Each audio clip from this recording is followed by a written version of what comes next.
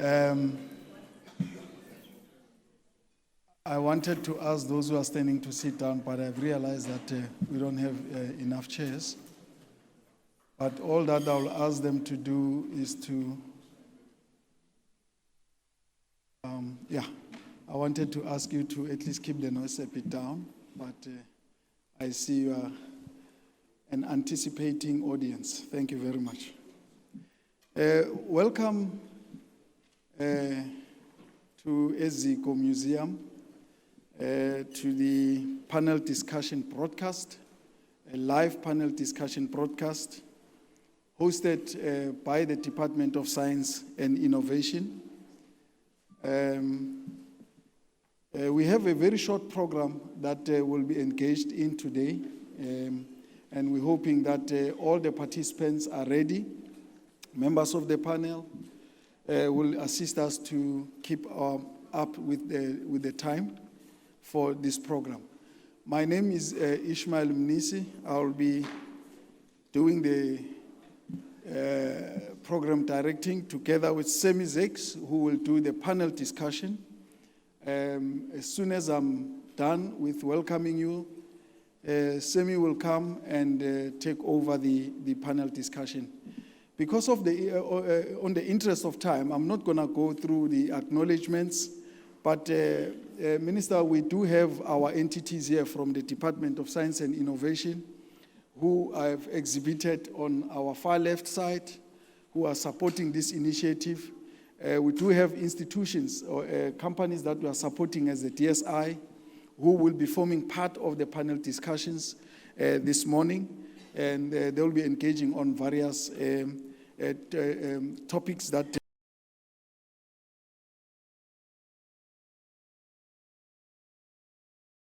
will give us the opening remarks, and which will then be followed by the panel. So you are all welcome to in this space. And now, given the fact that this is a live broadcast, I'm going to ask all of us to keep our phones on silent or to completely switch them off so that we don't have any score in broadcast. And also to reduce the movements as we are going to start with the broadcast, live broadcast. And we'll also ask the colleagues at the back to at least keep it down because of that it might also affect the transmission. So we will really plead with everyone that give us at least an hour for us to run through this program. And at the end of it all, we are going to close it with a Q&A session with the minister and the panel that will be here. Without any further ado, ladies and gentlemen, let me ask Sally to come and lead the discussion. Thank you very much.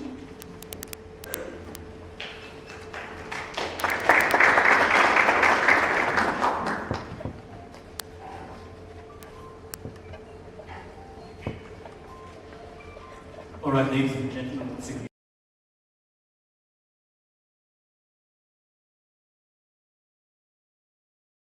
broadcast.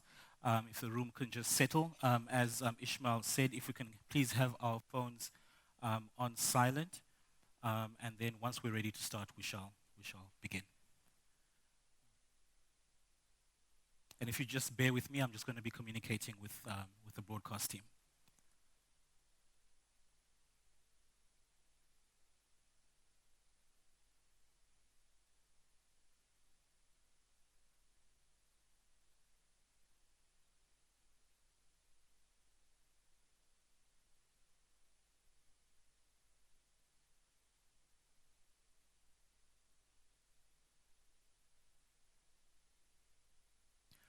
All right, ladies and gentlemen, a very good morning to you. My name is Sumay Zake, and I will be your MC for this morning. We are coming to you live from the Eziko Museum in Cape Town, where the Department of Science and Innovation is showcasing the work of the National System of Innovation as part of its Budget Vote presentation today. On that note, I'd like to acknowledge our special guests for the day. That is the Honorable Minister of Higher Education, Science and Innovation, Dr. Blade Nzimande, as well as the Director General, Dr. Phil Jwacha. Gentlemen, thank you so much to you both for joining us this morning. A warm welcome as well to our viewers on Business Day TV, that is channel 412 on DSTV, as well as those who are watching us online across the various platforms. So as I've mentioned today, we are here to showcase the work of the National System of Innovation. We've got some of them displayed to my left, on your right over there, and I'm sure you'll take some time later on to go through and take a look and see what our young people are doing in terms of innovation in the country. But of course, this is ahead of the tabling of the department's 10.9 billion rand budget that will be tabled by the Honorable Minister as well as the Deputy Minister, Buti Manamela, later today. It is worth noting that the majority of the department's budget is disbursed to its entities and partners to carry out, among others, a range of research and development activities, establish research infrastructure, and also support innovators who are ready to take their products to market. Furthermore, the department's 2023-24 budget aims to cover broad areas, including the renewable energy sector. That's load shedding, but we are fine. We shall carry on. Innovation and supporting initiatives aimed at young innovators and entrepreneurs in the technology and innovation sectors. Our session this morning will look to unpack some of the achievements and discuss how we push the envelope in driving innovation in South Africa and help bolster our position as a major economic hub and player on the continent. We will start the conversation with some opening remarks from Minister Blade Nzimande to help set the tone for the morning. And after the Minister's remarks, we will then move straight into a conversation with the Director General, Dr. Phil Mjwaka, as well as a number of young innovators who have benefited from the department's programs. So without further ado, ladies and gentlemen, please join me in welcoming the Honorable Minister of Higher Education, Science and Innovation, Dr. Blade Nzimande.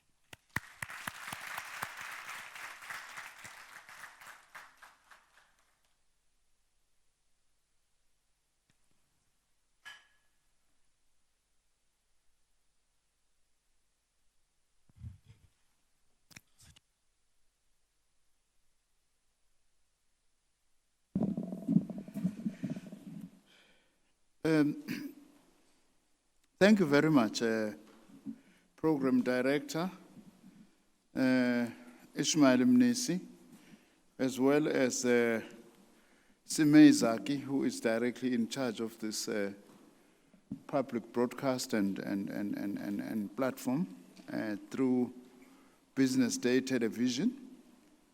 Let me greet our Director General of Science and Innovation, Dr. Phil Mjwaka, who is also joined by our Director General of the Department of Higher Education and Training, Dr. Sishi, and all the Deputy Directors General who are here and other senior managers of the Department of Science and Innovation, as well as Higher Education and Training, esteemed panelists who are going to be taking the floor just now. Let me greet my special guest today. The learners from the various schools that I have adopted as a minister, including the primary school and the high school which I went to some ages ago.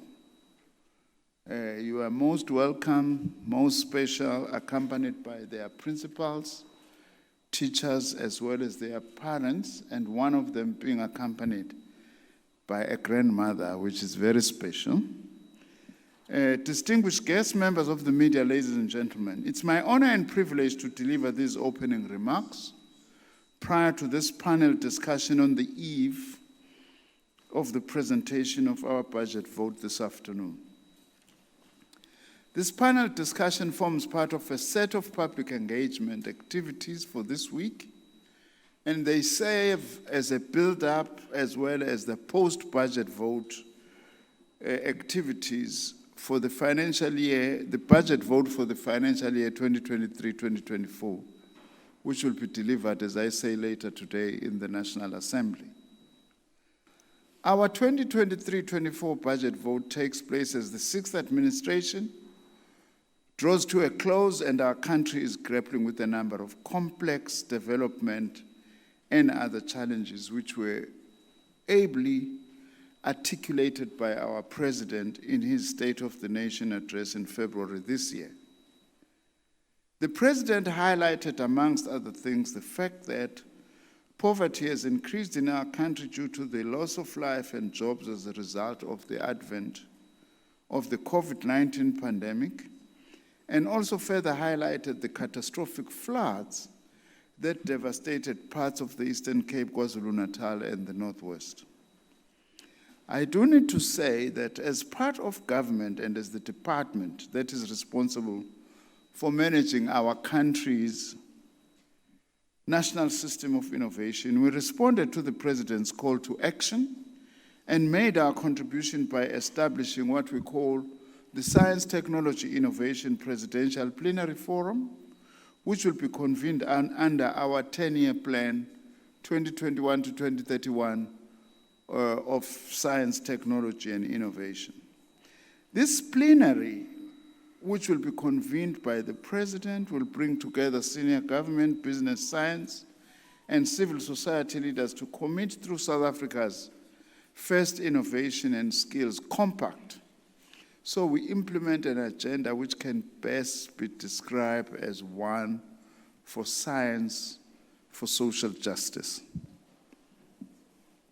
In support of government's national response to the global COVID-19 outbreak and furtherance of our long-term goal of ensuring health security for the African continent, we engaged several partners, and this is important, with the objective of bringing capacity for innovation and the manufacturing of products to South Africa through technology transfer, capacity building, and skills transfer. We are hard at work to develop local capacity for vaccines and other drugs in South Africa through our department. These engagements have yielded tangible results in the form of local facilities, medicine production, and skills transfer. Additionally, we have continued with our research, development, and innovation in African natural medicine. Le mithi yenyanga nayo siyayihlola ngoba eminingi yayo iyakwazi ukuthi ibe usizo. Imithi eminingi emhlabeni wonke iye iqhamuke kubantu abasuke beqale ukuyisebenzisa leyo mithi njengeyinyanga zokwelapha. We are working very hard through also our indigenous knowledge system to identify and work on this project. We are particularly proud that the South African Health Products Regulatory Authority approved a phase 2 clinical trial on COVID-19. Further to this, and most importantly, the World Health Organization Regional Office for Africa, the Africa Centers for Disease Control and Prevention, and other international partners have visited South Africa as part of this program. The purpose of their visit was to assess our country's capacity to conduct clinical trials and manufacture good quality, safe and efficacious African medicines. The feedback we got from this assessment visit was positive and encouraging. Additionally, through our entity, the Technology Innovation Agency, we led an initiative to respond to the local and continental demand for testing by setting up a fund to develop COVID-19 diagnostic tools. This is another achievement now. It pleases us to indicate that this initiative resulted in the development of 2 diagnostic tests for COVID, one by Medical Diagnostic, which became the first test manufactured in Africa to receive approval from the South African Health Products Regulatory Authority. A second partnership between one of our other entities, the Council for Scientific and Industrial Research, the CSIR, and Cape Bio, resulted in the successful production of a polymerase chain reaction COVID-19 diagnostic test kit approved by our Health Products Regulatory Authority. In response to the challenge of ensuring energy security, in February last year, I launched the Hydrogen Society Roadmap for South Africa. This roadmap seeks to guide our country in creating new growth sectors while transitioning to a carbon-neutral economy. South Africa has a huge potential to produce hydrogen fuel cells as part of renewable energies, and we are working hard on this score through the Hydrogen Society Roadmap. Also, I need to say that in response to the catastrophic floods that we had in recent times, through our entities and international partnerships, we provided assistance in the flood recovery efforts in KwaZulu-Natal. This assistance came in the form of satellite imagery of the affected sites, along with relevant expertise through our South African National Space Agency. Our space agency has the capacity to map areas, especially where there have actually been disasters, and be able then to know exactly where the damage is and the nature and extent of that damage. That is our contribution. And of course, working together, our space agency working together with the Council for Scientific and Industrial Research, the South African Risk and Vulnerability Atlas, and the National Policy Data Observatory. In response to the recent floods in the Eastern Cape, led by our department's Deputy Director General for Socio-Economic Innovation Partnerships, and our entities, again, the CSIR and the Space Agency, we met our colleagues from the Office of the Eastern Cape Premier and jointly identified possible interventions. What I'm saying is that our science is indeed in service of our people in dealing with the many challenges that our country is facing. As an outcome of our engagement with the Eastern Cape government, the support provided by our department included a data center to support distribution of relief resources, data analysis, decision support tools, high-resolution imagery, and possible assistance with resolving communication challenges and water purification technologies. Our response to the catastrophic floods also made it even clearer to us that science, technology, and innovation are absolutely critical if we are to meaningfully mitigate the economic and social impacts of climate change. It is for this reason that we continue to invest significantly in research and development that builds the adaptive capacity and resilience of key sectors to climate change impacts and mitigates the risk to society. Ladies and gentlemen, these are some of the practical ways in which we, as the Department of Science and Innovation, have responded to some of our most urgent national challenges, as called upon by President Ramaphosa to do something about this. Naturally, as part of our budget vote presentation later today, and informed by the imperatives of our white paper on science, technology, and innovation and our 10-year decadal plan, we will be announcing today additional interventions and programs that build on the ones I've just mentioned. Guided by all this, we hope to use today's panel discussion and other public engagement activities to show the public how our country's science, technology, and innovation sector is growing from strength to strength. Most importantly, we also intend to use this week's public engagements to show how our department and its entities are continuing to contribute to South Africa's development, using science, technology, and innovation to improve our country's economy, create employment, and improve the quality of life of all citizens. I have no doubt, by the way, given the talent that we have as a country, that amongst my guests today, my school kids who are here with me, we are going to produce future scientists from this, because as a country, we are very talented, and science and innovation is to be found everywhere. We will also be profiling more of our country's science, technology, and innovation successes during one of our flagship public engagement events, our National Science Week in July, and we invite you to join us in this event. Through our overall message of growing our country through empowering youth in science, technology, and innovation, our overall message is that we seek to communicate through this panel discussion and related public engagement is that in addition to remaining committed to supporting government's recovery and reconstruction efforts, we also have a number of science, technology, and innovation interventions that seek to empower the young people of our country. There are a number of other interventions. For instance, we have programs that are focusing on grassroots innovation. We have got our living laboratories that are located within communities. Our other youth-focused intervention is our pilot project in Mbali in Pietermaritzburg in building an education and innovation precinct. A key objective of our science engagement work is aimed at popularizing science, technology, and innovation among the young people of our country, but also want to promote science literacy in our population, for them to understand what science can do to create a better life for all in our country. In conclusion, as stated earlier, we hope to use this week's public engagement activities to show the people of our country that our science, technology, and innovation sector is not only growing, but it is playing a critical role, and it is alive.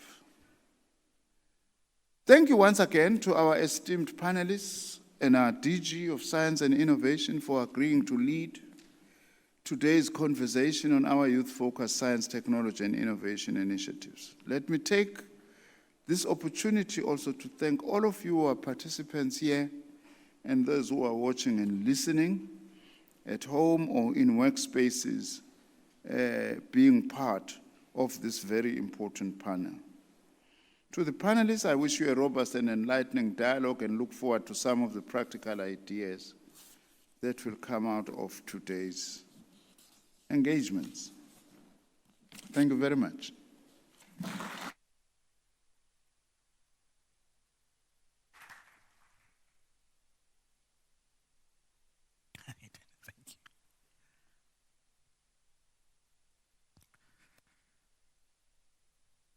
Thank you once again to the Honourable Minister.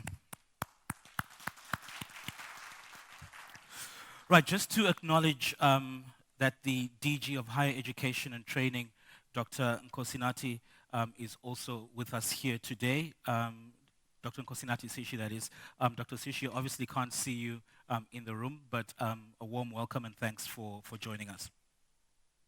Now, as the Minister pointed out, over the past few years, the work of the department has indeed had a direct impact on the various developmental programs of government.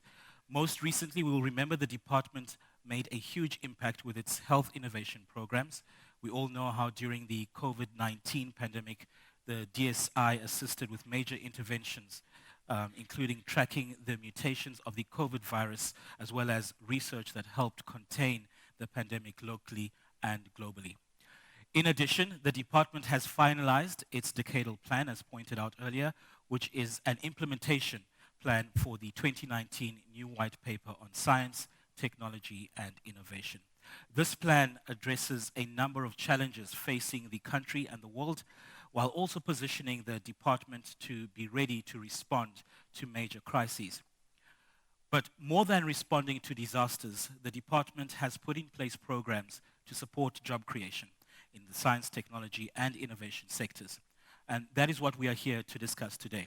And to take that conversation further, I'm going to be joined by a panel of experts.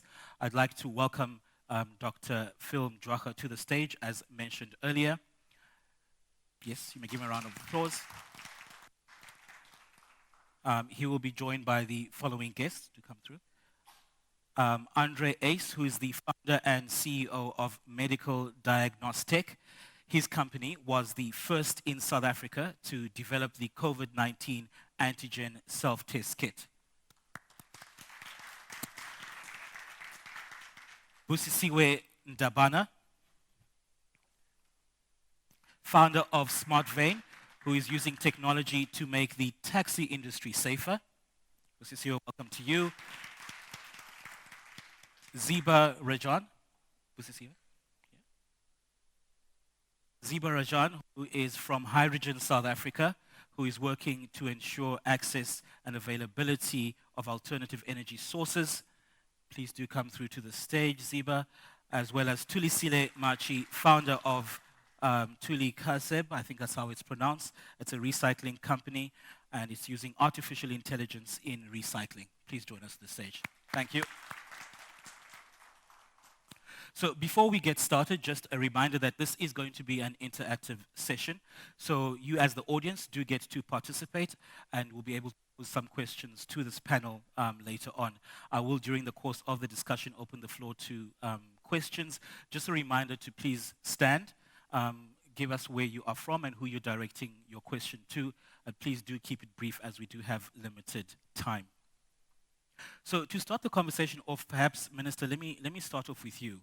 And I think it alludes to some of the comments you made in your opening remarks, that scientific advances and technology change are important drivers of economic performance. The ability to create, distribute, and exploit knowledge, of course, is a major source of competitive advantage and wealth creation, as well as improvements in the quality of life. I'd like to get your sense of how we're tracking in this regard, with a particular focus to the role that the Department of Science and Innovation plays. If I could get a roving mic for the Minister, please. Thank you. Should I suppose I should stand. Yeah, no, thank you very much. I will be very brief because I would like that we give as much time as possible to our panelists to give us their input, as well as also engage with the... If I understood you correctly, firstly, our approach as the Department of Science and Innovation is that science, technology, and innovation is a partnership. We must drive it through a partnership. What I mentioned in my speech is that we're going to be having a plenary convened by the presidents of all key stakeholders and role players and beneficiaries in the science, technology, and innovation space. We are hoping to have this either towards the end of this year or at the beginning of next year, so that we can come up with what we call a compact. Universities, the private sector, our own department, civil society, and so on. That's the first thing that is very important that we are trying to do, not that we are doing concretely. The second thing which is important in supporting this partnership, we've got a tax incentive system, just by way of a very practical example, for businesses who invest in science, technology, and innovation. They get very good tax rebates as part of encouraging innovation in the private sector. This is even more important because with COVID-19 and its negative impact, one of its negative effects has been less investment in science, technology, or research and development. And it's the private sector that has become less investing, if one would actually say. So it's very important that we actually encourage them to actually continue to do that through this system that we are having. We are also having our agency that I also spoke about briefly, the Technology Innovation Agency, which is actually supporting transitioning of research products into commercial IP or intellectual property, including also how to support small and emerging investors, to be able to grow commercially through their own products and intellectual property. So our focus, therefore, is that we do need to have our own mode of operation. We do need to have this partnership between government, the private sector, our universities, civil society, and other role players in order to be able to play this. In fact, your panelists largely are a reflection of the product, the very product of the work that we have been driving as the Department of Science and Innovation. I hope I'm answering you. You have answered me. Let me just push you on one last question. Yes. When it comes to the inclusion of youth across the system, the innovation system, are we doing enough in that regard? Have we defined what their role is? Yes, we have defined the role of the youth. You know, a lot of our programs actually are about supporting young people. Starting just with very basic things. Bursaries and scholarships by the Department of Science and Innovation. Masters and PhDs, honors, not just masters, are targeting young people at our universities.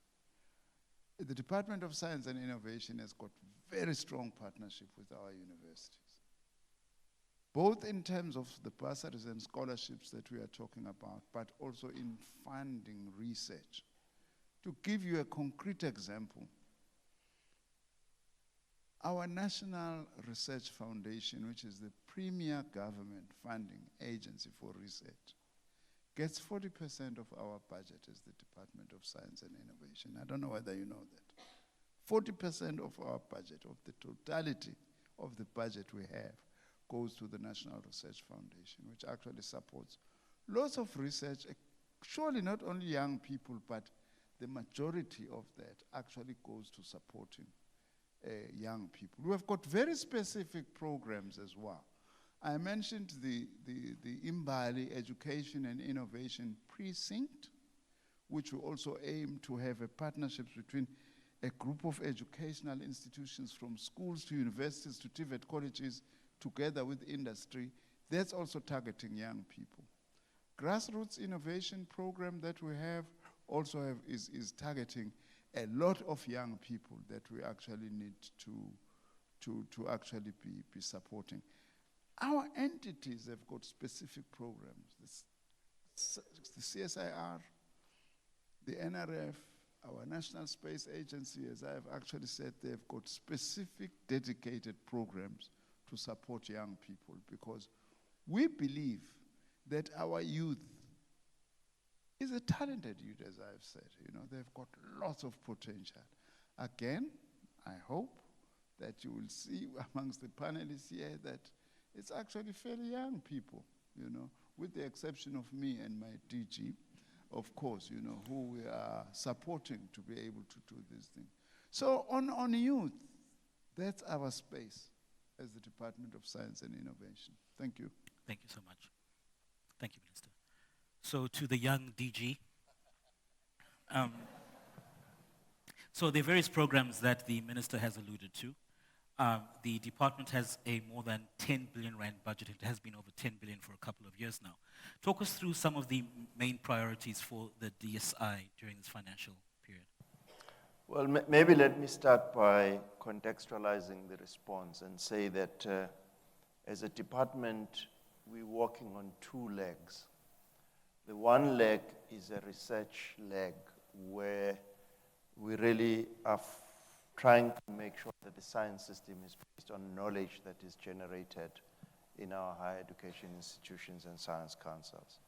And the reason why I'm mentioning this is that as we look at the second leg, we should not forget that it is that science and that knowledge that helps us to do the things that the minister is talking about. So when he says 40% of the budget goes to the National Research Foundation, it is then to build that science base, which is fundamental to everything else that we do. So the funding of researchers, the funding of young emerging researchers falls in this first leg. And then the second leg is where we look at pockets of excellence in the science system, the national system of innovation, where we could harvest this knowledge for some socio-economic benefits. Minister has mentioned them, but let me go through them in much more detail. The first one, of course, is we believe that if the country does not modernize maybe some of the sectors of the economy, we will continue to lose jobs in those sectors. So we've identified mining as a sector that needs to be modernized, agriculture, as well as manufacturing. And there are key sectors where, as a result of the developments in knowledge, we could lose jobs in these areas. So for instance, in the mining sector, we've signed an agreement with the Mineral Council of South Africa to look at how you can really get ore bodies that are in depths that we have in the mines, and they cannot be done with the traditional knowledge that we have. So we're working with a group of mining companies to try and understand how we can modernize that sector. The second one is agriculture. We believe that is a sector very important for the country and for ourselves, and therefore we've been looking at a number of areas, from the biotech investments that we've made over years to try and look at how we can modernize agriculture, as well as using space technology to do what is called precision farming. So really precisely irrigate where you should and when you should. In a scarce skill, water scarce country like ourselves, those are very, very important issues. I could expand on this on a recent partnership with the Department of Agriculture, looking at something which we call biosecurity in the agricultural sector, but as I say, we can debate. And then the third one is how we can advance our manufacturing capability and move higher up in the value chain. We've also identified that health is a very important area, built on the successes that you've mentioned, the minister has mentioned. And in particular, we've completed now areas where we believe out of the 20 billion rands that we spend importing vaccines, we could reduce that by the knowledge that we have in our higher education institutions. So the bulk of the money will also go in those programs. We've identified energy as one of the areas where we think we can make a huge contribution. We all are aware that the mobility sector is changing. It's now going to rely heavily on electric vehicles.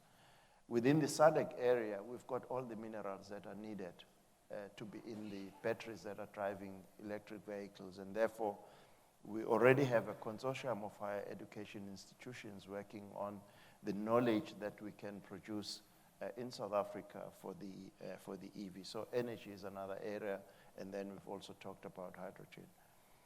We were lucky in the last 3 years to receive a sizable amount of funding to drive innovation in the country through what we call Innovation Fund. We were able to leverage 6 times the amount of money that we had as government. I don't want to scare people in the room. The amount over 3 years that we got was about 1.2 billion rands. We were able to leverage 6 times of that amount of money by working with private sector investors that want to invest in the science and education system to harvest knowledge that could be taken into the marketplace. There are 2 companies that, just to whet your appetite, that have benefited from this. One is a company that came from the biotech area that was doing diagnostics. And this company, with its success, has now been bought by one of the private hospitals, and they've injected an equity of about 80 million rands as part of the equity to do diagnostics in these private hospitals. But we've reminded the company that it received money from public funds, and therefore we still want those diagnostics in public hospitals. And now we are exploring whether we need to reintroduce something which we call Youth Innovation Fund at the Technology Innovation Agency. So as soon as we have completed what that can do, I'm sure you'll be more than happy to know more about that. But the rest, of course, is what you'll hear from the panelists in terms of the programs that we are also driving to support young entrepreneurs in diagnostics, living laboratories, or young businesses that want to use AI. Yeah, so you mentioned living labs. Grassroots innovation is another one of them. Are there particular milestones that you can take us through that we have seen in these programs? Yeah, let's start with as I say, you'll hear more about the grassroots innovation in the panelists. But our success is that when we started this program, the vision was that you do have people out there who have ideas that need to be supported to be taken into the marketplace. So again, as I said, here is the proof of that. We've also, in the Living Labs, been successful in bringing our colleagues from higher education and ourselves to identify a couple of living labs where we can demonstrate the use of science, technology, and innovation. In one of them in the Eastern Cape, in an area not far from Queenstown, we're having a living laboratory where we are trying to look at how the society can benefit from a number of emerging technologies. Now, these may not be seen as big issues or successes that are changing, but what we do is we try and demonstrate what's possible. I do know, for instance, that we also have a small smart city using indigenous knowledge that we are piloting in one of the provinces, I think in Limpopo. So, but as I say, the point is they may sound small, but we demonstrate what is possible. And then we use that to go back to Treasury and also to government to see if we can increase the budget to make bigger impacts based on these smaller initiatives that we've been piloting. Let me bring the rest of the panel into the conversation. And Ashley, I'm going to start off with yours. At your stand a little earlier on, and you've got very interesting gadgetry there. The COVID antigen test, which you launched, is already available in stores. Talk us through the steps that you took to get here. Firstly, I want to say thank you to the Department of Science and Innovation and the SAMRC for availing funds. So we got funding to develop the first antigen test. And because of that, of course, when COVID hit, the pandemic, it was very tough for everybody, for us as well. We had to put on our hazmat suits and go in to find blood samples. Blood samples were very and of course, with our ethical clearance, we could conduct the clinical trials and utilize the funds made available by DSI and the SAMRC. Thank you.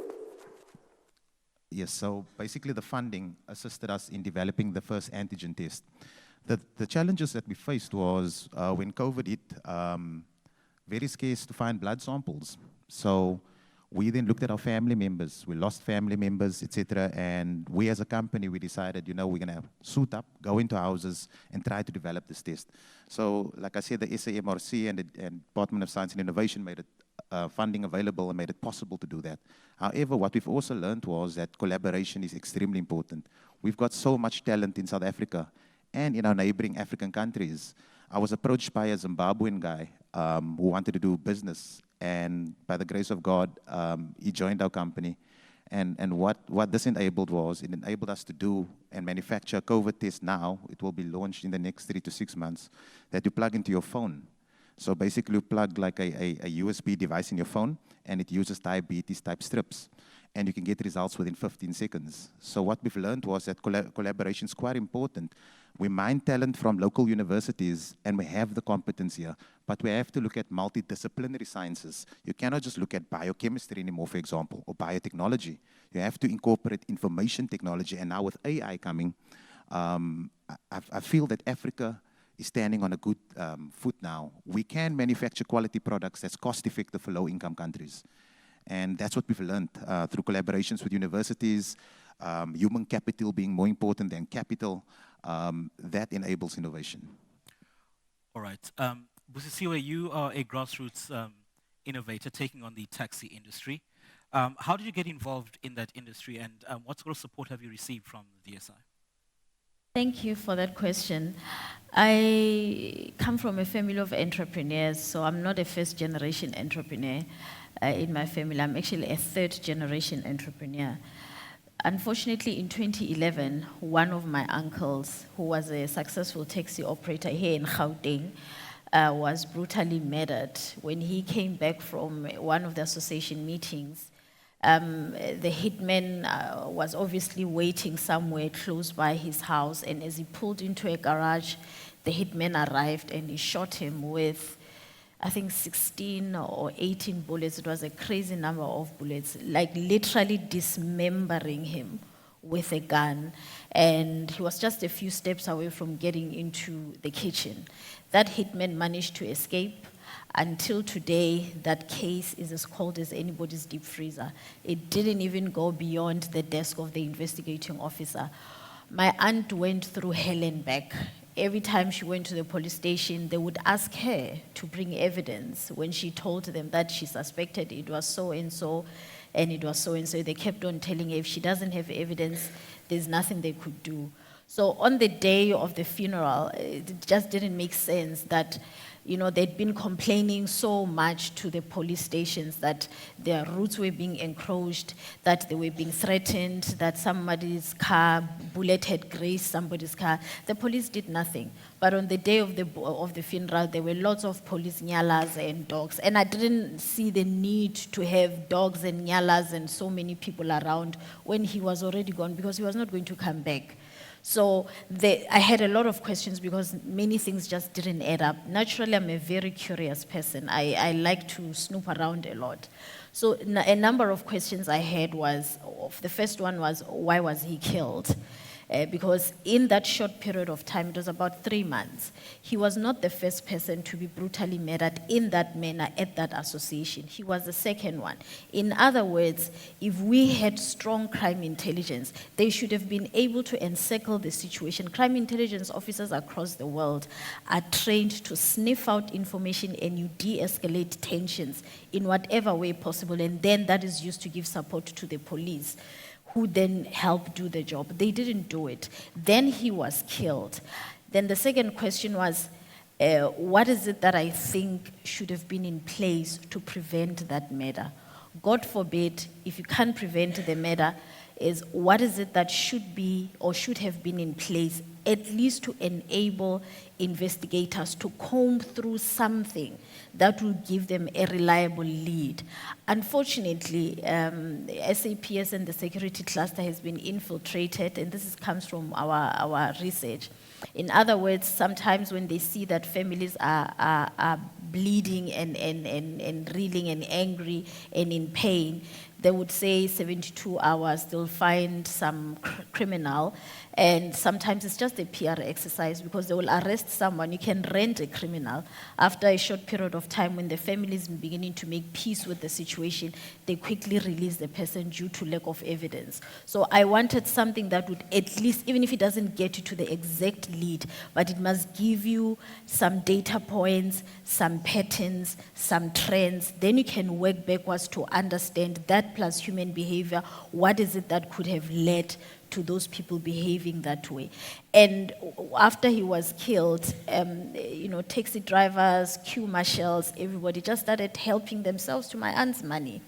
She was fortunate because she's educated, but still, to take over a business that she wasn't operationally involved in prior to the situation was not an easy exercise. So the solution over a period of time, because the idea did not evolve overnight. As I worked on it every day and I thought of it and I researched and I spoke to people, I looked at what I could find, everything evolved. So it is designed to help stabilize the taxi industry by giving a set of decision support tools to the stakeholders that make the business of the taxi industry work. For example, you've got the Department of Labor, you've got SARS, you've got State Security, you've got Department of Transport, you've got, if should they go for subsidies, then National Treasury would have to have a data-backed policy formulation strategy where they know which route should be subsidized and which one should not be subsidized, because not all routes should be subsidized. There are some. And if I give an example, my uncle took on a route that was not viable for about 4 years. And he paid it, subsidized it from his pocket. It was from one town to another town. And over those 4 years, government built a hospital in that area. And suddenly the volume, because there were now referrals, a volume of commuters increased. Then an association from another town in another city wanted to push him out of that route. That is where the issues started. So what we did is, so far we have received a lot of support from Santaco. I pitched the solution right on time, and they've acquired 44%. equity in Smart Vein. So Santaco owns 44%, I own 56%. I must say it was a difficult discussion, but at least we are where we are now. We've agreed that they cannot control the political aspect and then decide which data suits them. Sorry to interrupt you. Yes. So just talk me through a practical example of how we would use Smart Vein on a day-to-day basis. Okay, so for example, we've started with a vetting of taxi drivers. There are a few associations in Tshwane as well as Gauteng West that we've already vetted. So we've captured their personal details, biometrics details, as well as the routes. So the Department of Labor, in this case, in this first phase, needs to come to sectoral determination. So all of that information tells us who these taxi drivers are. Do they have criminal records? Are they well trained? What kind of information can the Department of Labor use based on what their role and responsibility is towards the taxi industry in terms of formalization of employment, UIF, and ensuring that all the taxi drivers that are there have the requisite skills and they're trained, for example, to identify some of the issues that would take too long for a police officer to come. We've recently responded to, it's a set of queries from SARS. SARS sent Santaco, I think it was about 20 to 30 pages of issues they have because it's one of the industries which is cash-based that they are targeting for compliance. So we've recently responded to that, and that business case, which is a project paper, has been submitted to IDC on the Social Employment Fund because we need the funding to help us capture all the data of everybody in the taxi industry because that is the data that we need to give them regulatory compliance reports that will tell us how many are above the age or below the age, how many are violating their routes, what is a route violation index of taxi associations, and which ones should possibly even go into a surveillance program should we come into contact with perpetual violators of routes, which leads to conflict. Okay. Interesting company that you've got there. Let me move to Lisle very quickly. You've got a recycling company, and you're a beneficiary of the Living Labs initiative. Talk us through your journey. I'm Lisle. Good morning, everyone. I'm coming from Tsulekai Recycling. We have developed a robotic arm that is able to sort waste according to different material, and it's using camera system to actually detect each material. So we discovered that most of the employees within the industry, they get affected by different diseases during sorting because most of the waste comes contaminated and it's becoming a hazard. So we came up with a solution that we should design a robotic arm that is actually going to sort the waste to assist humans from preventing them to be exposed to diseases. And then there was an open window at TIA, so we uploaded in their portal our solution.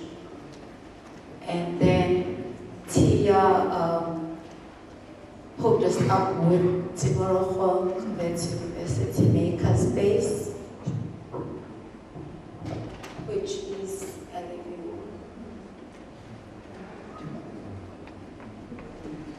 living hub, which is a living lab. And then that's where we developed our robotic arm.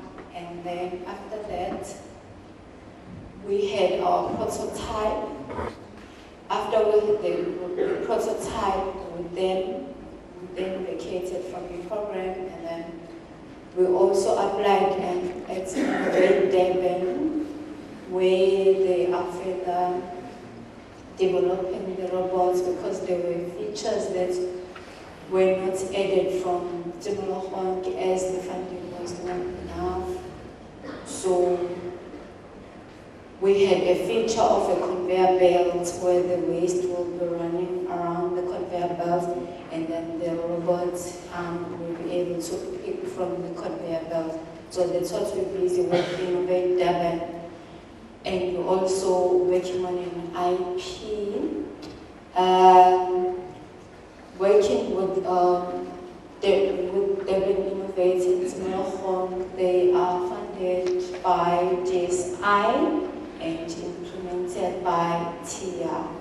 So it's been a long journey and it's promising. Our business is able to create more job opportunities as there are so many young people that are unemployed. Thank you for that. Just to the audience very quickly, I'm going to open up shortly for questions from the floor. There will be a roving mic, I believe, that is going to be floating around. If you do have a question, please raise your hand and we'll come to you. Please do stand. Brief question, who it's directed to, and we'll try and get through as many of those as possible. So, Ziba, let me move to you very, very quickly. You're at Hydrogen SA. Tell us about what you do there. Thank you very much. So before I answer your question, I just want to set the scene a little bit. So South Africa is quite a special country because of our vast supply of platinum group metals. We have 75% of the world's platinum and iridium supplies. And we've also been naturally endowed with solar and wind energy, as well as strategic partnerships and land availability, which make us extremely suitable to implement a hydrogen-based energy economy. And basically, at Hydrogen South Africa, we work towards creating value from South Africa's vast mineral wealth by taking these platinum group metals and converting them into components to power hydrogen fuel cells and electrolyzers, which are both considered to be extremely important technologies for the implementation of a renewable-based energy economy in South Africa. And specifically at HYSA Catalysis, we work on developing catalysts and membrane electrode assemblies, which are the heart of these devices, of these fuel cells and these electrolyzers. And we've basically got a balance of having an innovation pipeline where we think of creative, innovative solutions to work on reducing the amount of precious metal that goes into these devices, to make these technologies more sustainable and cost-effective. And at the same time, one of the most important things that we do is actually graduate master's and doctoral students. And this is extremely important because we cannot have technologies without research and capacity to do that. So I'm an example of this program where I started 6 years ago as a master's student and research assistant, and today I'm sitting as a almost completed doctoral candidate, senior scientific officer, where I now get to empower young people, teach them and train them on how to perform world-class scientific research. And in doing this at Hydrogen South Africa, we've actually been able to commercialize some of these technologies through the spin-out company HyPlat, which is one of the only companies in South Africa at the moment that is actually able to take South African metals and turn them into commercializable catalysts and components for these devices. Great. Let me get an indication, are there any questions from the audience? You can just please raise your hand.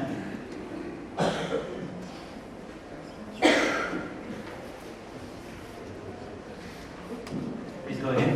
Thank you. Thank you. I'm Samson Mamkiri, head of the Department of Science and Innovation, Senate Secretariat in Sanedi. My question is directed to Sisiwe, the one for the taxi industry. And thanks for these interventions in the taxi industry, a very difficult one. How is the financial sustainability of your model?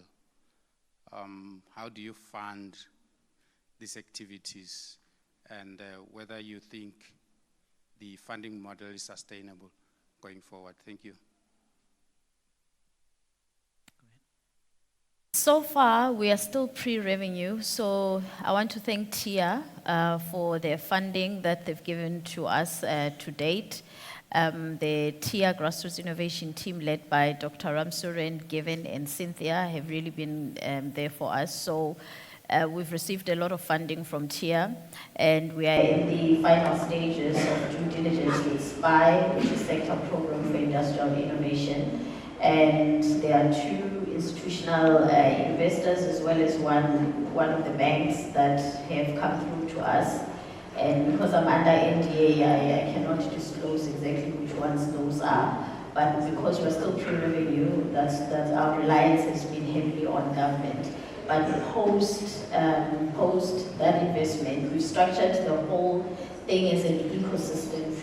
So an ecosystem benefits from network effects, and there's multiple sources of revenue. There's quite a lot, depending on which market unit you look at. If you're looking at the taxi driver, there's a new unique model for the taxi driver part of the solution. If it's hardware-based, that goes into a minibus taxi, which we've secured a patent for. I filed the patent in 2017, going into 2018, and it was granted for South Africa in 2021. So that is the patent against which we have raised fundraising from the DTI. And all other market units also have their unique business model. So we are well ahead of the curve. We are not worried about financial sustainability at all. That's a good place to be. Any other questions? I can take 2 questions. Anybody else? Note takers? Thank you. Okay. The name is Thomas Mtonsi, and I am from the South African Environmental Observations Network, business unit of the NRF. In the science engagement space, and I'm particularly drawn to the project of the second last speaker, who spoke on about a robotic arm to sort waste so as to prevent diseases. I think the project was about that. And I see the need, and it's exciting even for young minds like the learners that are here, an example of a science expo project. So the question really is, that prototype, is it already at the final stage? Are there trade-offs in how quick it can sort out, picking up from the conveyor belt waste or sorting that out? What's the speed of that? How better is it? Besides just preventing diseases, how quick is it to do that? Thank you. At the moment, the prototype is still being worked on due to the fact that the conveyor belt is not available yet, but Durban Innovative is delivering such. And regarding the speed, it's supposed to be working 3 times faster than humans. But at the moment, they have used cheaper material to make the prototype because of the funding that was available. But they do have other material that can be used, which is more expensive than the one that is used now. So it's still being worked on, but it's already available to be demonstrated of what it does. One last question. Thank you. Please stand. Okay, thank you. My name is Clement Ntetwa. The acting CIO from the Department of Science and Innovation.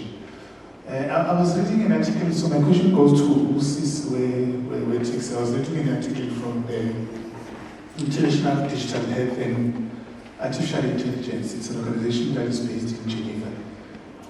I'm from KZN2, so I'm really worried about Izikani as well.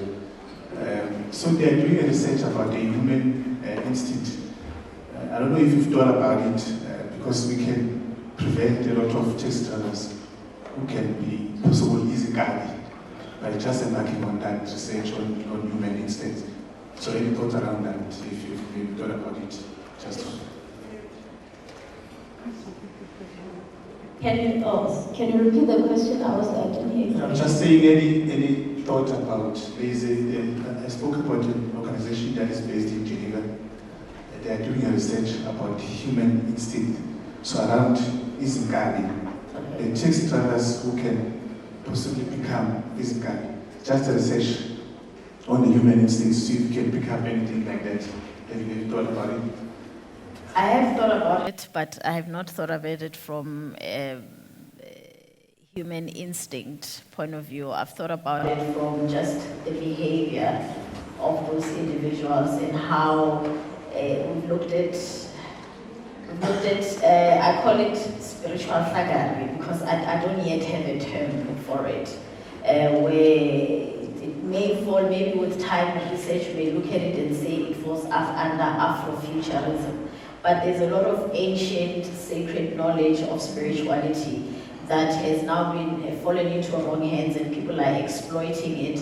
There are a few areas that are hotspots across the continent. So what we've done is there's some sociologists that we are talking to help us understand that, because my understanding is that part of the behavior comes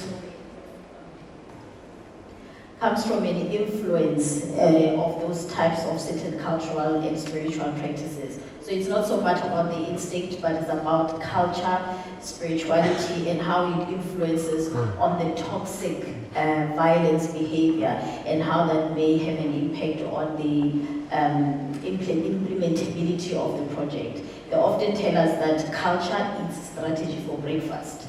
And that is true. So if you don't understand what goes into what builds the culture that forces one person to, or that influences or triggers a person to behave in a certain way, then you are less likely going to be in a position to solve or to come up with a good strategy to solve that problem. So our focus is more on the cultural part as it influences the implementability or the implementation risk of the program.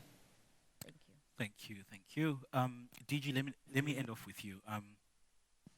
So during one of your responses, you mentioned speed of modernization. We've seen the evidence of what the programs like Grassroots Innovation and Living Labs do and how they're making a difference. How do we scale up to make a bigger impact and drive the conversations that are coming out of this panel discussion right now? Yeah. Well, because we are part of government, we are, Minister talked about a plenary. We have something which is called an interministerial committee. So we've identified government departments where innovations coming out of the science system can play a role in changing people's lives and modernizing the economy. And we are seeking co-investment with those governments to take the things that we have demonstrated work and massify them. I don't like to use that word, to make the impact that we're looking for. We have already agreed on something called the budget coordination, where, remember the minister said we are targeting 1.5% of GDP to be invested in research, development, and innovation. So that these innovations, such as the ones that we talked about on this data analytics in the taxi industry, the sorting out of waste, something that, yes, we are funding as a department, and I'm sure there's a department, municipalities that should then take this up and make sure that our lives in South Africa are much, much better. The issue around the fuel cells and how you can produce energy from these new sources, Department of Energy, Department of Transport. So that's what we are trying to do, at least at the systemic level. But we also think these partnerships, as the minister indicated, should be with the private sector. A lot of these innovations that we are working on and some of the opportunities, we think the industry must also fund the uptake of these things. Base work and the demonstration has already been done. Of course, in certain instances, people say, can you demonstrate more so we can have a better sense of what you're talking about? The better material for the robotic arm could be one of them, and people in catalysis can tell you we actually want to see a scooter that is driven by a locally developed fuel cell. So I hope you're getting a sense of my message that we need to work with others to take the things that we've done into the marketplace so we can have more money to invest in the science that I talked about to give us these innovations of the future that probably sometimes we don't even know about. So it's about the uptake. With municipalities, for instance, we have a program where we have selected certain municipalities that we think are ready to take some of these innovations and draw on what we have done in the science system to make things much, much better. Again, if we had more time, we would talk about which of these municipalities where, and we hope that as the country sees these municipalities delivering services better through innovation, it will be easy then to roll this out to all municipalities. So that's really the strategy that we're doing. And then, of course, we also keep going to where the sources of fund for government come from to really continue to make sure that the problem of a company that is not yet making revenue, we sustain in this government, because it would be a shame if this innovation doesn't get into the marketplace because we cannot sustain them over a period of time. So we're keen to hear a lot more about the experiences that these young companies are having, and whether our funding doesn't leave them, in a bridge that doesn't take them to the next level. Please, you want to add something quickly? Yes, I have a suggestion, and this is based on the years of research. Unfortunately, some of the crime intelligence officers are criminals by night and crime intelligence officers by day, and they often feed state security with false, misleading information. So my suggestion is that a certain fraction or a portion of state security's budget should be allocated towards what we can call South African Social Innovation Fund. And this should finance whether it's technology intensive or technology development intensive or not, but it should help finance certain market units that offer a cushion for anybody that's solving, say, a complex problem like us. In that way, you'll be able to get a better return on investment. You'll have, I know Santaco doesn't like this, but anyway, you'll have state security sort of hovering around and assisting so that we don't encroach on the work of state security, which requires certain levels of clearance. Because I can tell you as an entrepreneur, you get carried away, you get passionate, you get carried away, you find something, it's so exciting. The next thing, you've got police at your house saying, no, but you're not supposed to do that. It's illegal. But you're like, but this is the solution. So you need that. They will get first-hand credible intelligence which they can use elsewhere, and it will neutralize the toxicity that currently exists. And to a large extent, it will help with a part of what we call open source intelligence gathering, which then gives you better return on investment. Thank you. Thank you. And that's where we shall leave the conversation for this morning. I want to thank our viewers on Business Day TV, as well as those who have been watching us on various platforms online. We will, of course, be continuing some of the discussions that we've been having here at the Iziko Museum, profiling some of the work done and the achievements over the last while. Some of those are to my left. That's your right. You can go make your way there and have a look at some of that work. And of course, later today, we'll be looking forward to the tabling of the budget vote this afternoon in Parliament. Ladies and gentlemen, thank you very much for joining us. And once again, a round of applause for my panelists.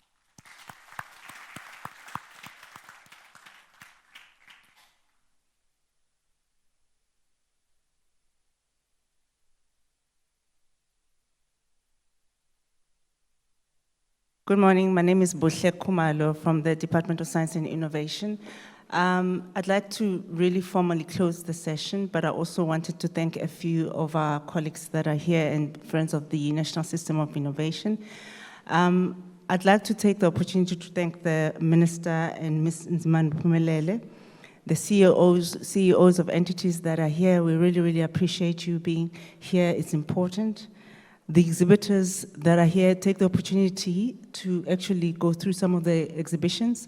We've got SANZA, CSRR, CIREO, CADEP, Diagnostec, and Medical Diagnostic, and SACNASP and SANZA.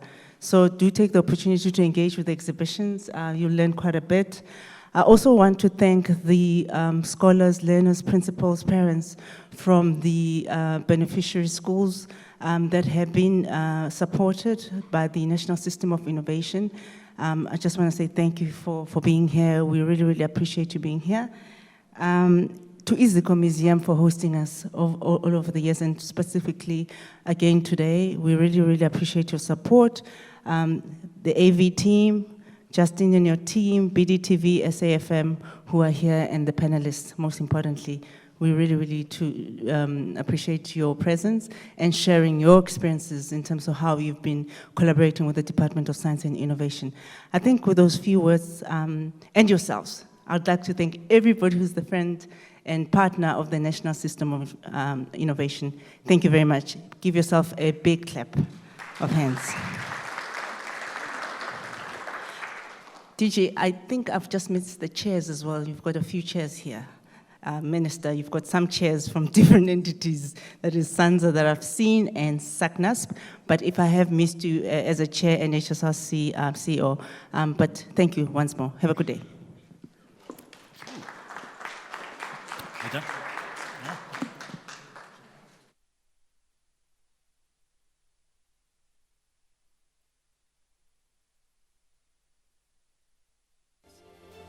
We ask, then work to find answers.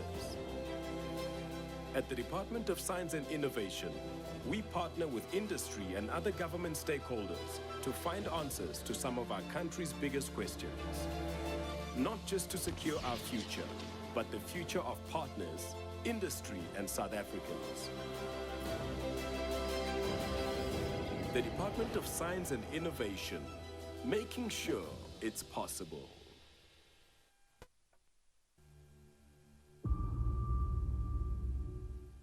At the Department of Science and Innovation, we partner with industry and other government stakeholders to find answers to some of our country's biggest questions.